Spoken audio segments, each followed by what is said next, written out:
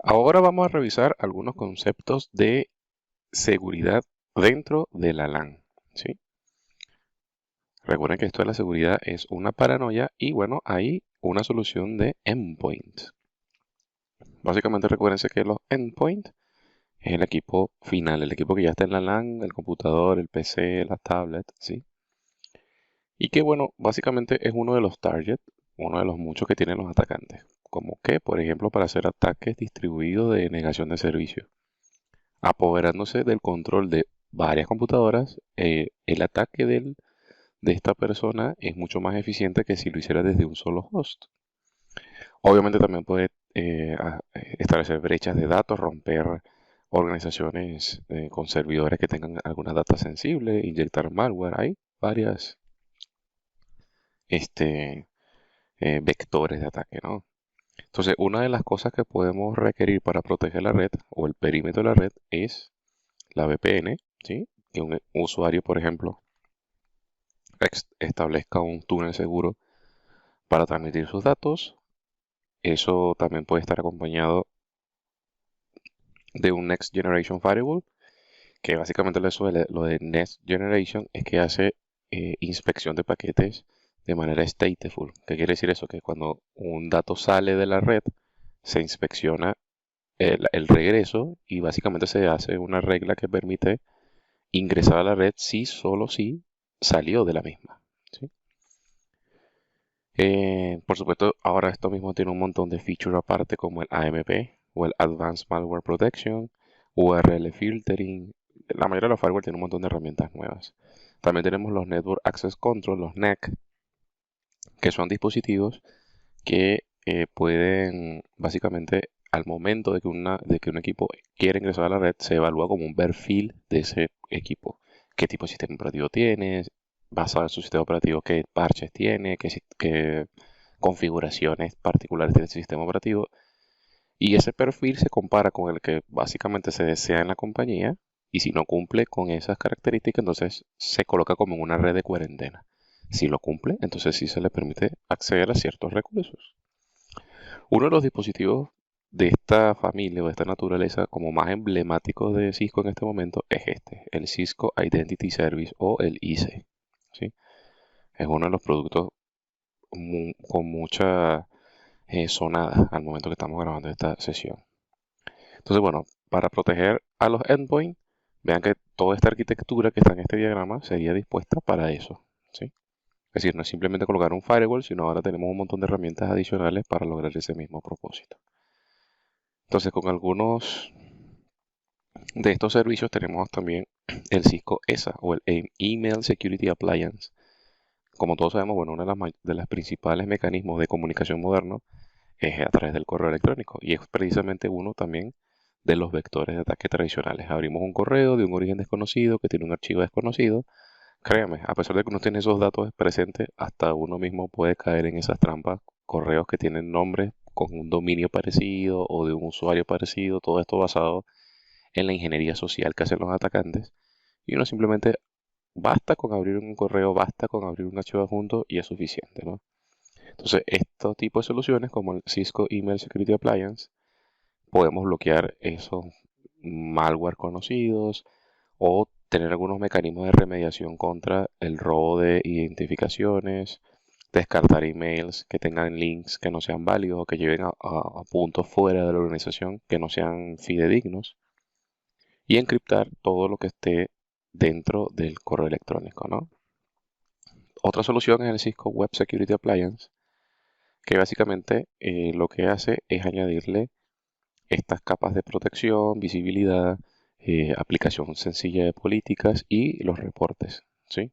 Entonces, básicamente esto es como el usuario al acceder a Internet, que a veces no tiene ciertos conocimientos, bueno, es este aplicativo el que va a darle ese nivel de seguridad. Entonces va a bloquear ciertos comportamientos, ciertas URL, ciertos tipos de pop-ups, mensajes. Ahora está mucho este tema de como ciertas piezas de código insertadas en la página. Bueno, estas herramientas tienen estas capacidades. A nivel de control de acceso, bueno, tenemos lo tradicional, autenticación con credenciales que la podemos hacer de múltiples maneras. Ya hemos visto varios videos donde podemos asegurar el acceso al equipo.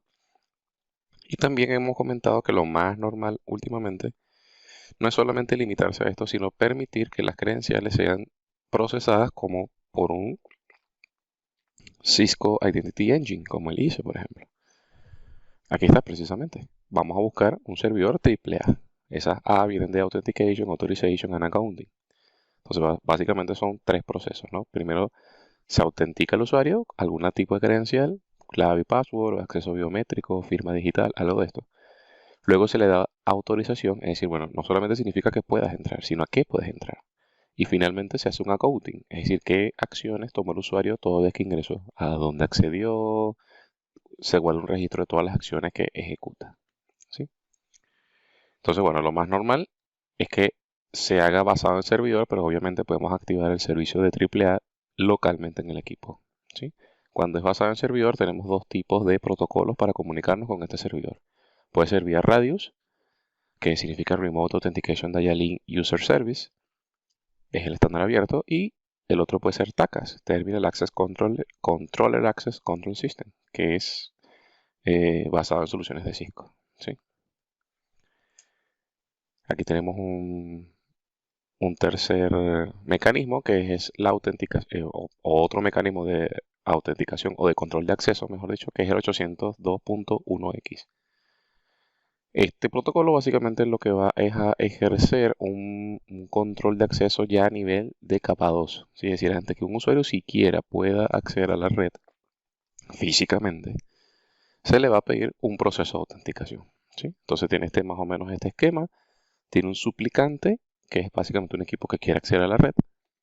Luego tiene un autenticador, que es el switch al que se está conectando, y un authentication server. Entonces esto ya aplica otro nivel de seguridad, otra capa de seguridad, más hacia la capa 2, ¿sí? Aquí tenemos algunas vulnerabilidades de capa 2, ¿sí?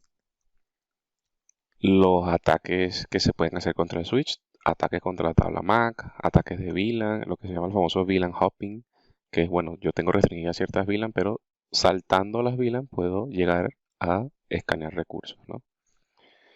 Ataques de DHCP, ataques a las tablas ARP, spoofing, podemos spoofear una MAC, es decir, hacernos propietarios de una MAC fidedigna de la red. O los ataques sobre el protocolo Spanning Tree, manipular el protocolo para nuestro beneficio. ¿Cómo podemos mitigar algunos de esos ataques? Bueno, con Port Security, limitando la cantidad de MAC, registrando las MAC estáticamente. DHCP Snooping, que básicamente es lo que se quiere con un usuario, con un atacante que utiliza algunas técnicas de DHCP, puede ser esta, ¿no? El DHCP Starvation, o sea, agotar las direcciones IP. Para que así el usuario pone un rush de DHCP, es decir, un DHCP no válido, y ofrece sus propias direcciones IP, intercambiando información entonces con las máquinas reales. O simplemente reemplazando el servidor DHCP con denegando el servicio hacia este, o simplemente colocando un pool válido dentro de la red. Entonces, bueno, los equipos que no estén bien protegidos van a llegar a ese servidor de SCP que no es válido. Otro es el famoso Dynamic ARP Inspection o el DAI, que lo que previene es esto, ¿no? Los spoofing de ARP, que alguien se apropie de una MAC indebida. También tenemos el IP Source Guard, ¿sí? Que también previene que las MAC y las IP sean spoofiadas. Eso es spoofiado de sencillo, un concepto donde copiamos una MAC y entonces respondemos en nombre de la MAC real. ¿Sí? Obviamente aquí el curso no se trata de cómo se ataca, sino de cómo se defiende. Aquí tienen, bueno, básicamente las cosas que ocurren tradicionalmente en un switch, ya lo sabemos. Tienen una tabla MAC, ¿sí? una CAM, y que un atacante podría, con varias herramientas, hacer que esa tabla CAM se llene, que ese equipo no sea capaz de almacenar ni una sola MAC más. Y cuando eso ocurre, un switch empieza a transmitir tramas por todos sus puertos descontroladamente, ¿sí? Entonces hay formas de mitigar esto, ¿no? Ven que aquí nos dice más o menos el número de MAC que se pueden almacenar. Aproximadamente en un switch de gama media pueden haber hasta 132.000 MAC, ¿sí? En su tabla. O sea que simplemente superarlo, ese número sería suficiente.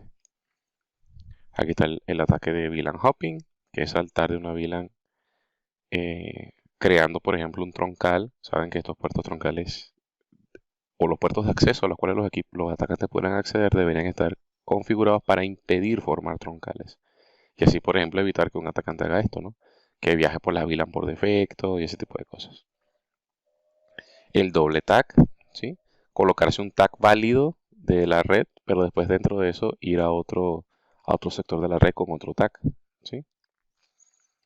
Aquí hay algunas soluciones de mitigación: deshabilitar el trunking en todos los puertos de acceso, deshabilitar el auto trunking, asegurarse que la vila nativa solamente está utilizada en los puertos troncales. Aquí está el tema del DHCP, ¿sí? Ya sabemos cómo funciona y como nosotros lo sabemos, también lo saben los atacantes. Aquí está. Estos son los tipos de ataques, el DHCP Starvation, ¿sí? Es básicamente agotar las direcciones, denegar el uso del DHCP legal de la red, y una vez que eso suceda, espufiarlo, ¿no? Y así entregar a los equipos direcciones IP incorrectas, incluso gateway incorrecto, para redireccionar el tráfico al objetivo que el atacante quiere. También están los ataques de ARP, ¿sí? Apropiarse de MAC indebidas o ataques de spanning tree, el reconocimiento por CDP. Esto es una de las desventajas del CDP, que es un protocolo que muestra información local de los equipos a través de capados. Es una espada de Damocles. Puede tener buenos beneficios o malos, ya que le entregaría información importante a un atacante. Y bueno, la idea es ir a una práctica e ir viendo algunos de estos mecanismos para impedir que la mayoría de estos ataques pues se concreten. Creo que si uno cumple como que con las medidas profilácticas básicas, pues hace un poquito más tranquila la vida del administrador. Pero bueno, esto y más lo veremos en una clase completa en vivo que tenemos siempre cada vez que iniciamos un proceso de inscripción a través de nuestros portales de la comunidad de CACCNA. Por ahora mismo, chicos, nos vemos en la siguiente ocasión para seguir aprendiendo un poquito más de seguridad, de redes, de datos, de IP, etc. Nos vemos en el siguiente capítulo.